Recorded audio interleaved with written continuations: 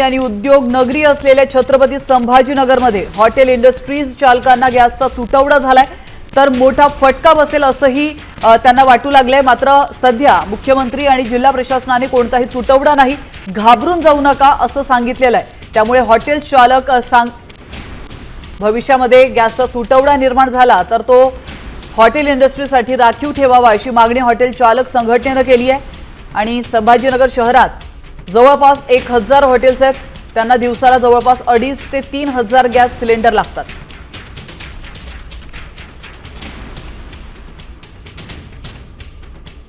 Press note issue केलेली आहे की कुठल्या पण गोष्टीचं शॉर्टेज नाही आहे आणि तुम्हाला या गोष्टी मुबलक मिळतील, पॅनिक होऊ नका असं दोघांचं स्टेटमेंट आहे।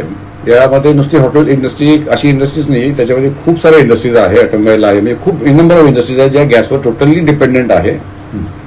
ते ठीक आहे, प्रोडक्शन एक वेळा बंद होईल, पण हॉटेल इंडस्ट्री जर कोलॅप्स झाली तर जे टुरिस्ट आहे, मुवमेंट आहे, सामान्य माणसं आहेत, त्यांना जेवण मिळणं अत्यंत जरुरी आहे। तर या इंडस्ट्री तरी त्यांनी कमीत कमी सबसिडाईज करावं किंवा व्यवस्था करावी, प्रोव्हिजन करण्यात यावं।